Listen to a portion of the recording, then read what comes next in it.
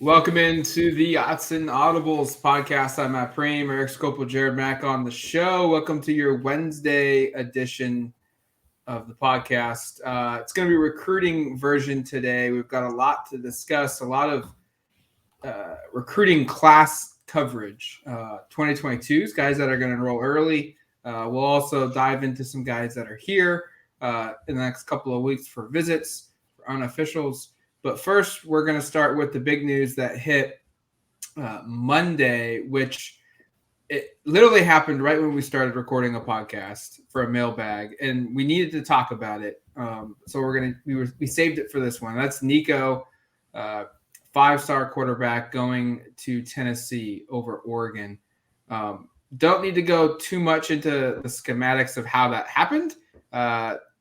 You can connect the dots that a 5-star quarterback had signed an NIL deal with a collective out of Tennessee for $8 million a couple weeks ago, and now Nico is committed to an SEC school. But what's next for Oregon? I think that this puts the pressure now on Lanning and offensive coordinator Kenny Dillingham, I think, because a month ago we all kind of felt like Nico's probably going to go to Oregon. A couple of weeks ago when spring's practice started, I think that was the first day of spring or second day of spring practice was when this whole NIL thing dropped. And yeah, the sense before that was Nico to Oregon. And it's imperative Oregon gets a quarterback in this class. They didn't take one this last spring in 22. You look at the roster, Bo Nix, very likely not with the team after this year just because of eligibility. I think he could technically try to come back for another year if he used the COVID rule, but there's no guarantee of that. You kind of wonder between Ty Thompson and Jay Butterfield, if one of them is not the clear-cut future starter, does one of them take a peek somewhere else? Finding a quarterback in 2023 is a necessity, and a player of Nico's caliber would have been really exciting to add to add to that group. And clearly that is not going to happen. And, it's sort of interesting because sometimes you say, well, he committed, maybe he'll reconsider. Well, there's 8 million reasons why he won't. And so that's done. And he's not going to go anywhere other than Tennessee unless something wild happens and somebody comes in with a bigger offer. And my expectation is Oregon won't be the school to come in with a bigger offer. So I think you can kind of cross that off the list. Some interesting stuff from a recent offer. And I actually just posted on duckterritory.com a recap of all of Dan Lanning and staff's offers since December. Eli Holstein, a 4-star top 60 quarterback out of the state of Louisiana, was offered about a week ago. I don't think that's by mistake. He's a prospect that I think should get Oregon fans excited. Again, notably, really good year out west for quarterbacks, but it seems like, and Jaden Rashada is still on the board, if it's not Rashada, it might be somebody from the Southeast, like a Holstein, who Oregon kind of puts all their eggs in that basket. And we should note, again, because of Kenny Dillingham's time in that part of the country, he has some relationships down there and maybe even a little bit closer, relationships than he does with some of these West Coast recruits. Yeah, losing Nico was a bit of a blow for Oregon. They are very lucky that this class of 2023 is one of the better quarterback classes I think I've ever seen, and it might be one of the better ones that 24/7 has ever ranked as a whole. You have three quarterbacks inside the top 10. That's really hard to do. You have Jaden Rashada, who's a 5-star. It's the 4th 5-star of this class for them. Dante Moore is another guy. He's from Michigan. He's visited campus. There are options. And Eric, you just mentioned Eli Holstein from Louisiana. I think that one's interesting. You look at his timeline of events that's happened. Oregon offers him in the middle of March. The week before, he goes to an Alabama spring camp. 2 weeks later, after he's offered from Oregon, he decommits from Texas A&M. I'm not saying that those things all congeal and that he's dropping from A&M because of Oregon's offer, but I do think that he's been seeing that there's other things on the table, and maybe some of that sparked, before in February he got offered by Miami and Mario Cristobal and company. There are plenty of options for Oregon to go to, and like both of you have mentioned, it's an absolute necessity that they do sign a quarterback in 2023 after not taking one in 2022. Well, if you want to count Bo Nix as taking a quarterback, sure, but we're talking just high school recruits, they need to. And they had Tanner Bailey as a commit originally before Mario Cristobal left. But that seemed to be it. And it seemed as if, the reins are going to be handed to a Ty Thompson or a Jay Butterfield or a Robbie Ashford at the time. And now there's still a 3-quarterback race, but it's still yet to be determined on who it is that's going to be taking over the reins.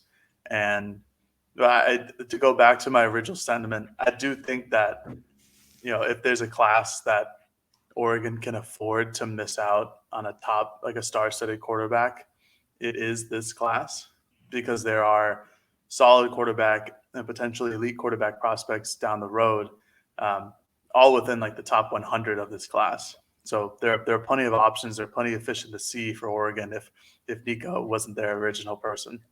There are 3 5-star quarterbacks in the state of California. Yep. Malachi Nelson has committed to USC, so that the Trojans will not be in play for another one of the top QBs in the country. Nico has now committed to Tennessee, and that now leaves Jaden Rashada from Pittsburgh, California. He's the 31st best quarterback in the country. No crystal balls have been thrown his way. Oregon is very deep in there. I know Oregon's got a good connection with him. He's highly interested. He's been on campus. I will say, though, it will be a little bit of a disappointment if Oregon has 3 of those elite QBs out west. And look, you can argue one way or the other about Malachi Nelson not really giving Oregon any kind of interest. But we talk so much about how the West Coast doesn't produce elite players at certain positions, and to have 3 5-stars in California, basically in your own backyard, and for Oregon not to get any of them would be a bit of a disappointment. Now, luckily, I'm not saying that it's going to happen. I think they're in a good position. I don't know if you can definitively say that they are the number 1 school for Jaden Rashada, but you could say that they are in that top 1 tier for major players, though there's other schools in the mix there, but they've got to get a quarterback. And I don't care if it's a 3-star, 4-star, 5-star, whoever you land, I think you've got to get a guy that you feel comfortable with being a potential starter next season.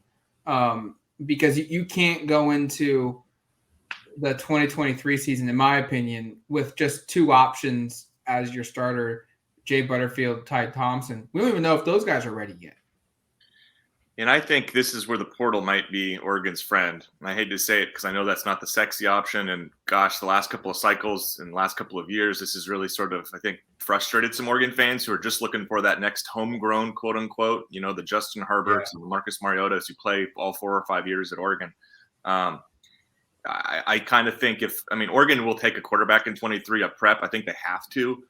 But if they don't get a top-tier guy, and we assume Nix is gone, and we're not sure about what Ty and Jay can also provide, I would argue it's probably worthwhile to take a 23 prep and then also go look at the portal, because there are high-caliber quarterbacks who will be in there. You don't know who could be in there. Shoot, who thought Spencer Rattler was going to be in the portal? I'm not saying that's the count. I know he had a very disappointing season at Oklahoma, but there could be a guy that right now we're talking about as a quote-unquote possible Heisman candidate that ends up in the portal after the year, and that would be a player Oregon can look at. So I think Oregon needs to be pretty aggressive, and honestly, I would probably look at maybe almost that being the plan, even if you do get a Rashada of going and at least finding some experience in the portal. Even if it's not a superstar guy who's necessarily going to start, but you need numbers. And again, there's no guarantee that between Ty and Jay, one of those guys could, by the end of the season notice, hey, I'm not going to be the long-term guy and bounce. And you would hate to be left with like 2 scholarship quarterbacks going into the spring or something. Yeah. We all agree on the fact that it's an absolute must-have for a quarterback to come into this class. If Oregon misses out on the 5 stars of California, it would not be the first time. We just have to go back 3 years ago and look at the class of 2020 with Bryce Young, DJ Uiagalelei, and CJ Stroud. It's a little bit of a different recruiting era right now, especially with how Nico may or may not have gone and picked Tennessee as his school of choice. It's not the end of the world, because the class of 2024, if I agree that they need to get somebody to fill in for 2023, But if Oregon wants to go after one of their, blue chip type of quarterbacks, class of 2024 might be an opportunity for them to do so. You have a lot of quarterbacks from the state of California. You have a lot of quarterbacks from the state of Arizona, all of which are high 4-star prospects. It is not the end of the world if they don't get a 5-star in 2023, considering the fact that that person may or may not have to sit a year behind a Ty Thompson, behind a Jay Butterfield, or like Eric was mentioning, maybe Bo Nix says, all right, I want to go one more time. And maybe that's the case. But regardless, quarterback in 2023, absolute must, just for pure depth purposes, maybe even 2, depending on how the end of spring camp goes. I almost said spring training. It is baseball season, everybody. But need the quarterback in 23. If Kenny Dillingham and Dan Lanning show that their offense is a structured offense that can really prepare a quarterback for the next level and really show success and preparation, then somebody in 2024 might be willing to take a huge, not a huge chance, but might be willing to turn down money from another school and come to Oregon where they have shown that they can develop a quarterback better. That's all. Eric, you spoke with Justice Lowe, an incoming 3-star receiver for the Oregon Ducks, who's going to be here for spring ball, right? He is enrolled in classes and is going to be starting on Monday. He'll be, I guess, starting classes in Eugene Sunday. Yeah, so shifting gears here, Justice Lowe comes to Oregon this spring. We're going to have a feature up. It's a VIP feature. I highly encourage you guys to read it. Eric had some good opportunities to talk with him and just about his opportunity to come to Oregon early and get a jump start. And I think he's one of those guys where you look at the receiver room in 2022.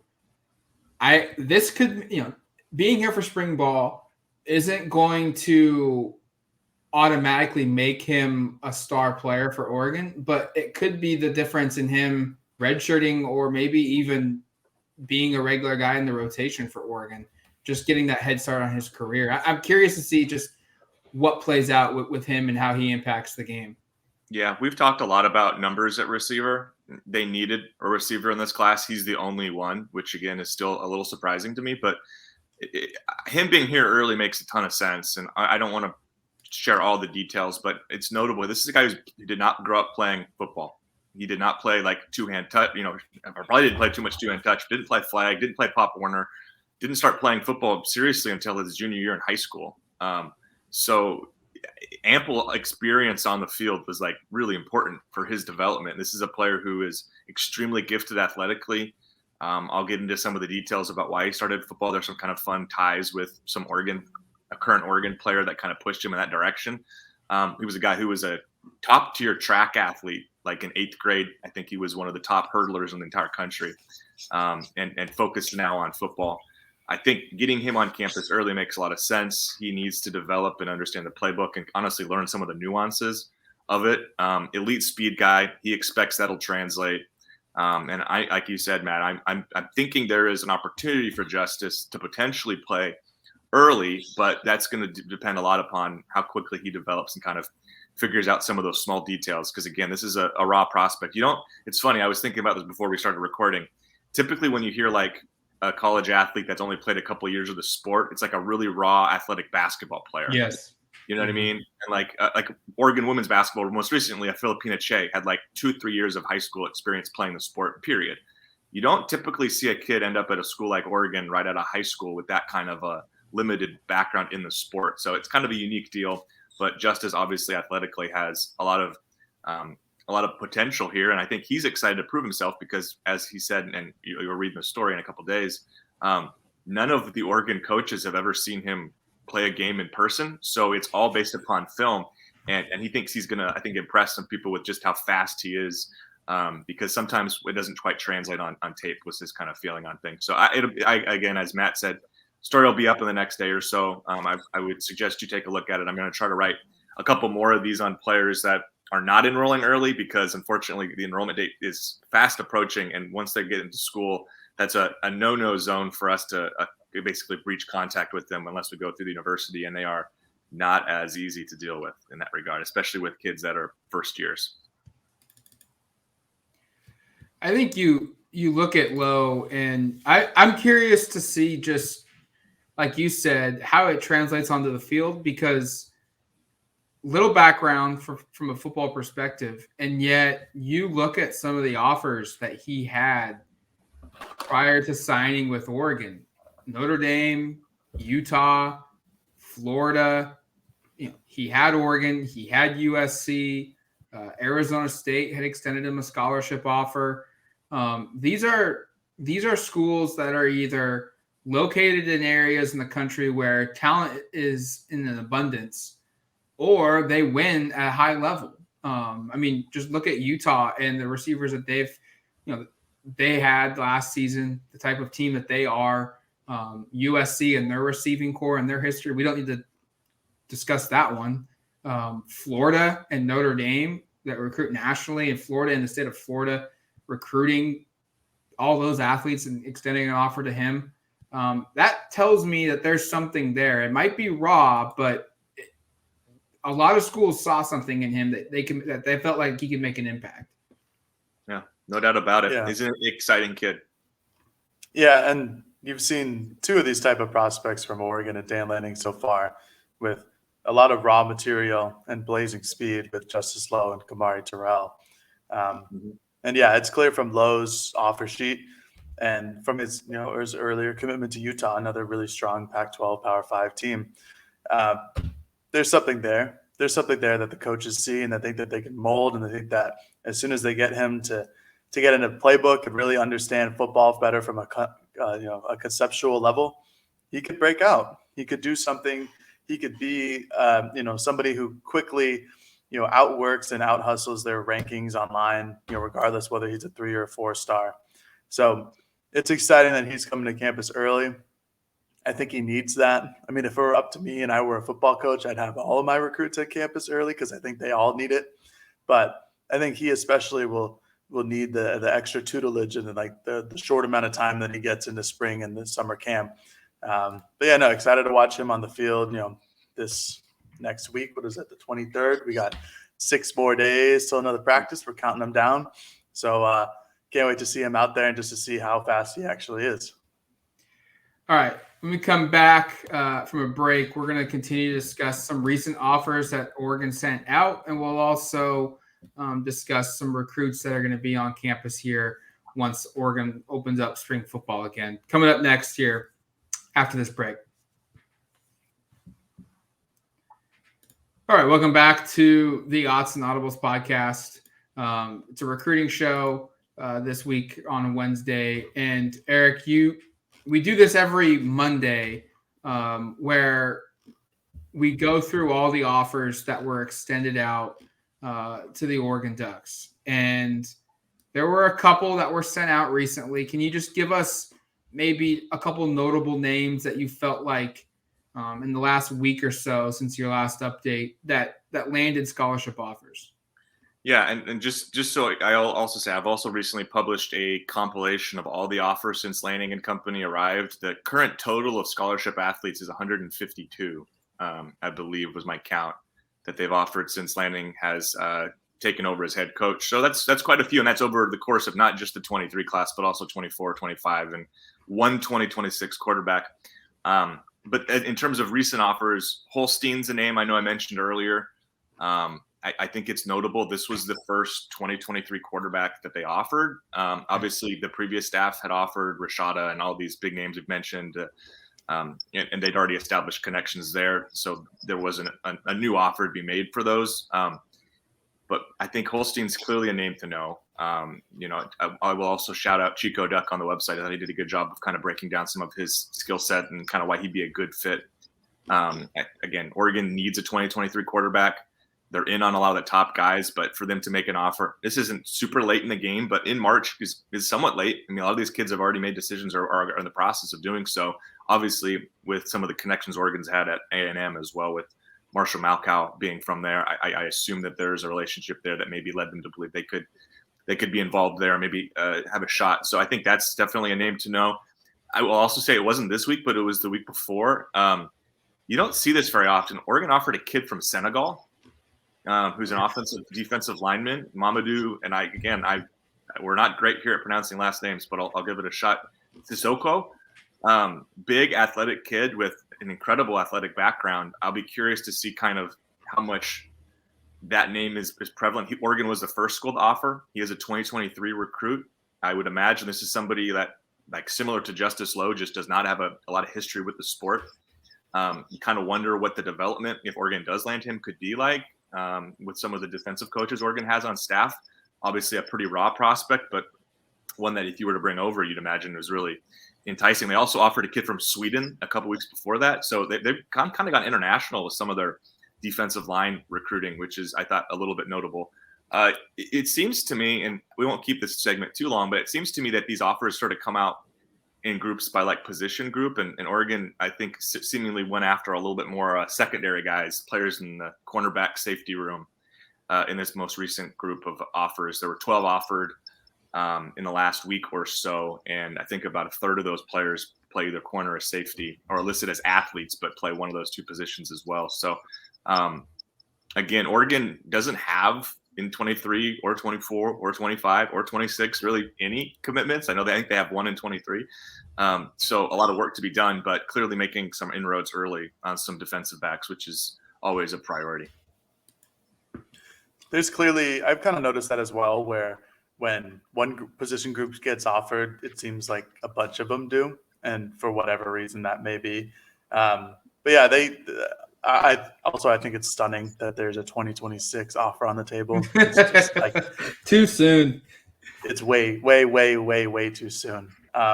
Anyways, I digress. By the way, that is Jackson Taylor from Westlake in California. Is the 26 quarterback. Yeah, absurd. But anyways, for them to be going after defensive backs is really important at this point.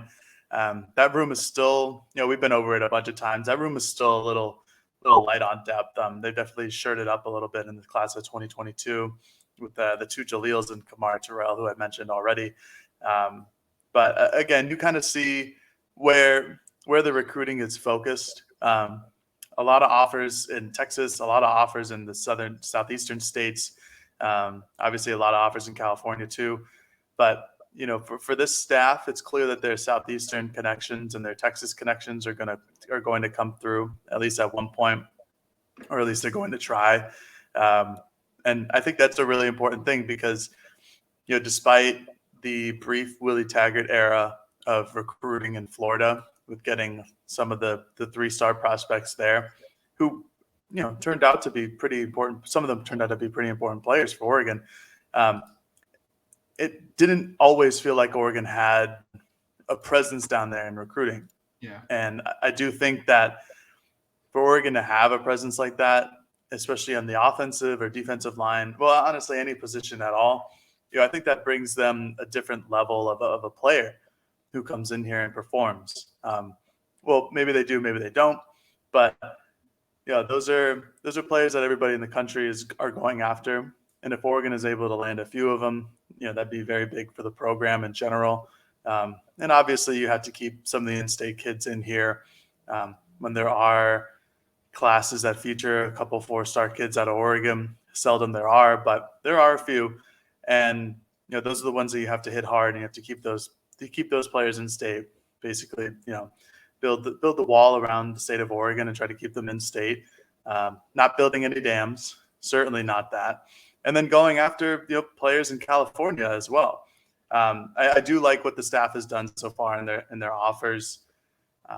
They are a team who seemingly offers a lot of players, but I never understood why people didn't like that, as if it's not a good idea to offer everybody that you can because you might land a really good player because of it.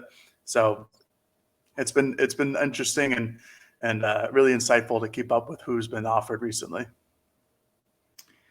I think it's also telling that right now the staff is going where they're most comfortable. And a lot of these guys have come to Oregon from the Southeast or, in that. How do we define Texas? Is it the South? Is it the Texas West? is Texas. Nope, Texas is Texas. But that general area, states that surround the state of Texas, And so I think you look at a lot of these guys, and we see an offer from Louisiana, we see an offer from Missouri, Pennsylvania. Joe Lorg is from there. Alabama is another SEC school. Another Alabama. A couple kids from California, no doubt about it. That will always be Oregon's probably biggest base, but there's a lot of kids that are in this list that have come from where the staff is familiar with. And so it's going to be interesting how the staff balances that of recruiting the kids that are so far away, which, yeah, no doubt the Southeast and the state of Texas, those areas produce the best players in the largest quantity, but it's also more difficult to get them to come all the way to Oregon.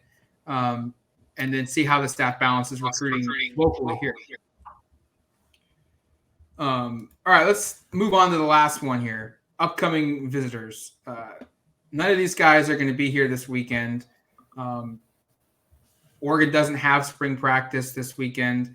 And then actually next week is when they will start trickling in at different times. And Oregon's actually also going to be doing a high school football coaches clinic on campus.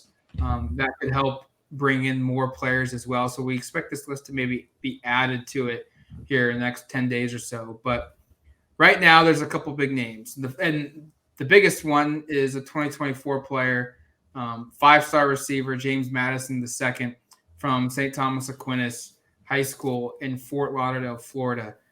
This is one in which the Ducks have multiple assistants who are very familiar with St. Thomas Aquinas. It's one of the best high schools in the state of Florida.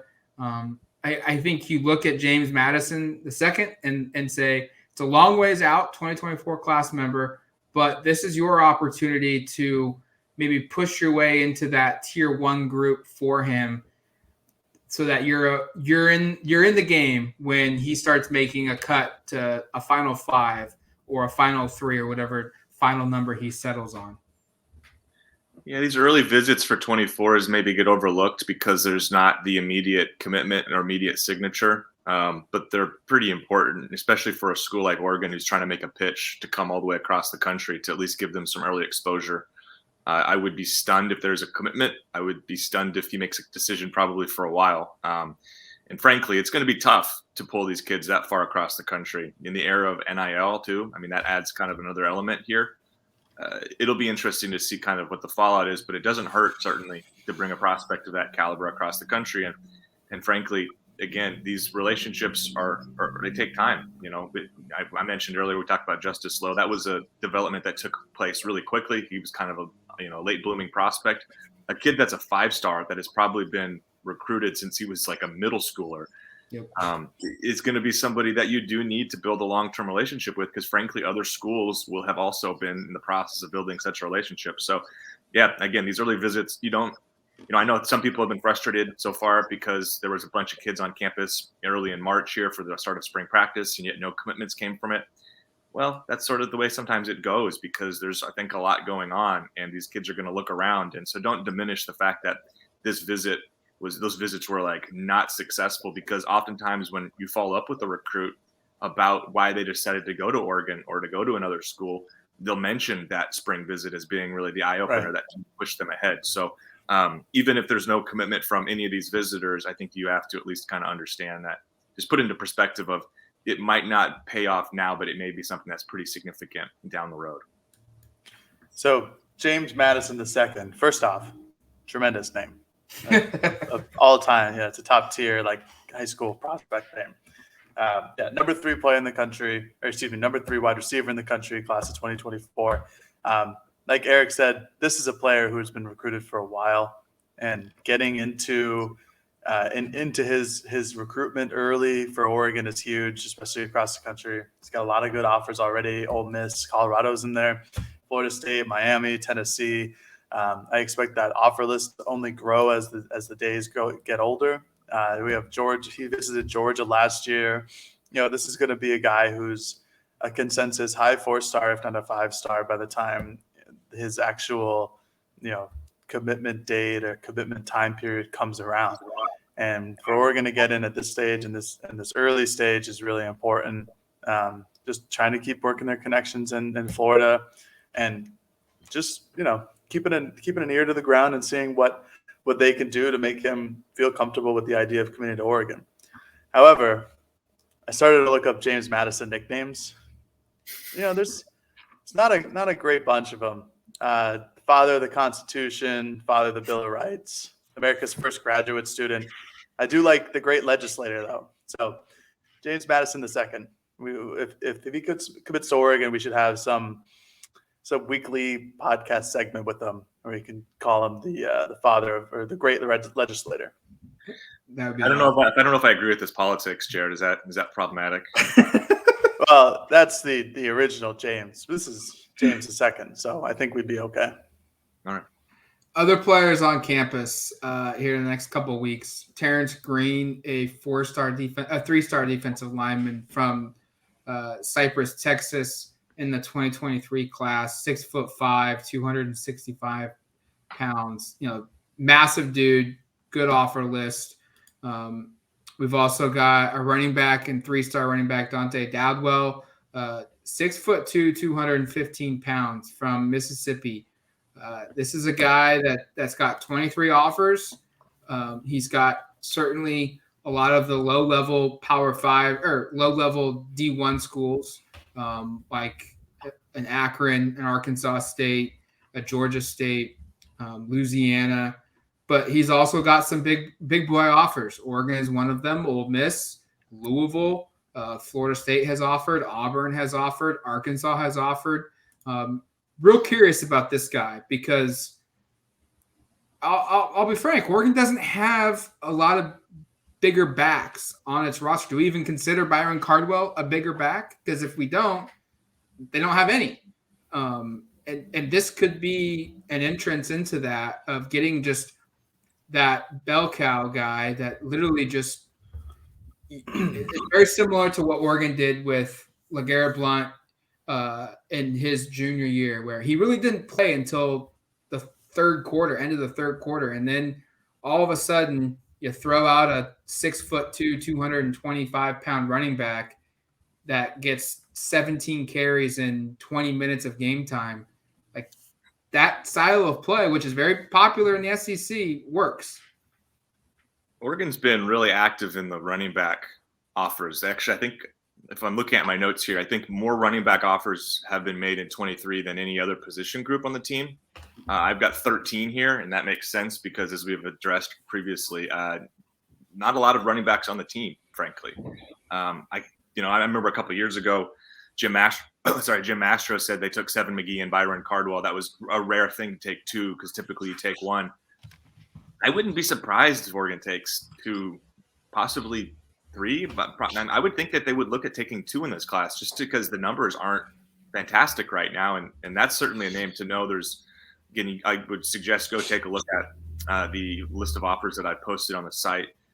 Also notable is of the 13, only 3 of them are West Coast kids. And as we talked about earlier, just of Carlos Lachlan does not have West Coast ties. His background is in Tennessee. He coached a year at Florida State. I think 2 years at Florida State, but really was only in an on-field role most recently at Western Kentucky. He's basically only spent his time down in the Southeast. So they're in on a couple of kids from California, Jaden Lamar from Washington, who was a recruit Oregon offered with the previous staff. But a lot of the kids they're in on are kids from the Southeast, including Dowdell.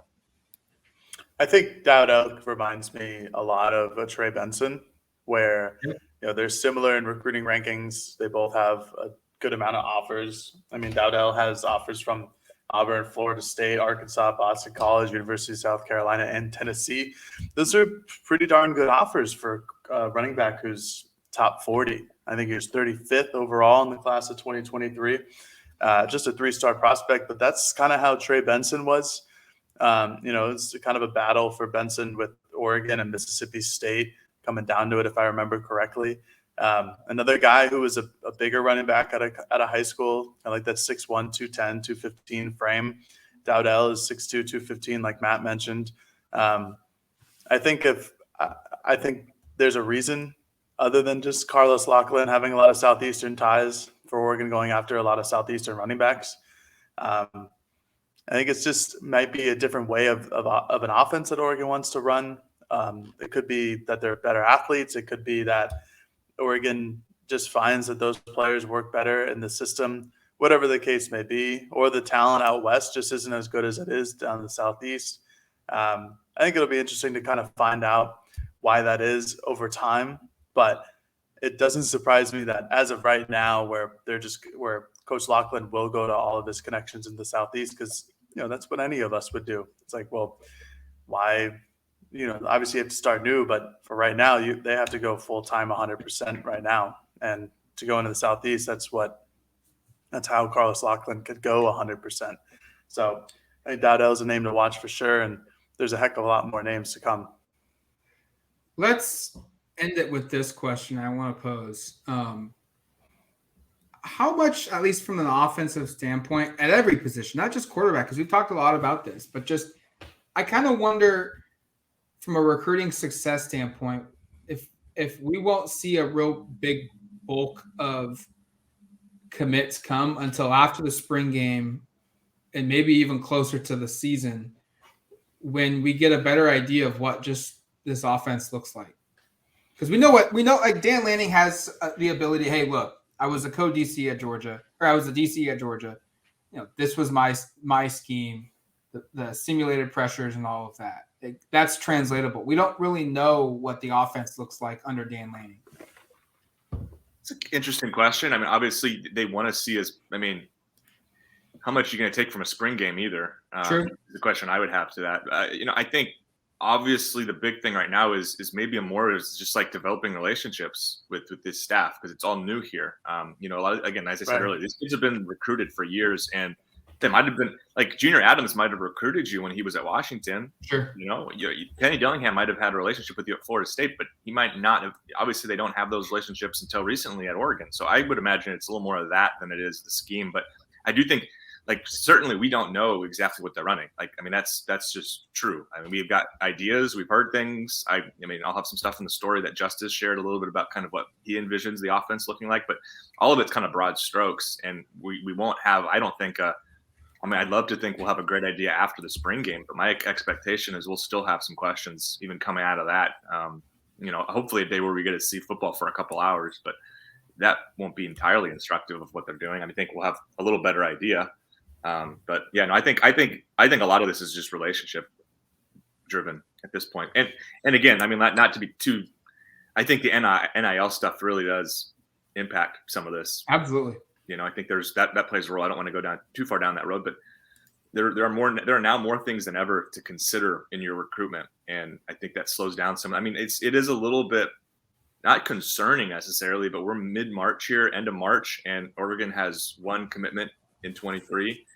I'd be interested to go back in the 21 and 22 classes, because I certainly remember there was a lot more activity. And the 21 was a class where that was in the midst of a global pandemic kind of just starting. So it does feel like Oregon is a little slower out of the gate. But again, it kind of makes sense when you think about how new these guys are on campus and everything. And they're just kind of trying to get their feet wet, so to speak.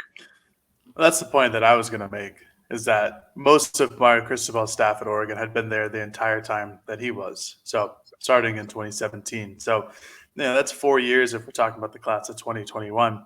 That's a potential of 4 years that Mario and most of his staff could have been recruiting a player like a Troy Franklin. And so that's the difference, I think. It's clear that most of these guys are still, Oregon's still hiring people. Like their staff is far from finished. They're still trying to get their feet wet. And I think relationships are going to be the most important part about how they can go out and get recruits in the class of 2023 and 24. I think learning a bit more about the offense and defense will help. But I also think that most of these recruits are going to know what the offensive plan is on paper. And, what it looks like in the game might be different. It might not be. And I don't necessarily know if it's going to be a big enough impact on a player's decision to either go or not go to a school based on how their offense is run. Because, Oregon got a lot of pretty good wide receivers in the class of 2021. And if you had watched Oregon's offense the last couple of years, wide receivers, not the biggest feature. So maybe that's how it'll go. Maybe it won't.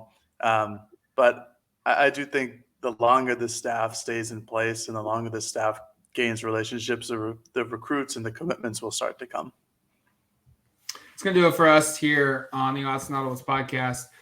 Make sure to look out for another one coming on Friday, and then we'll break. If any breaking news happens, we'll also be on here as well for a podcast. Until the next one, though, you've been listening to the Autzen Audibles podcast. Talk to you later, folks. Peace.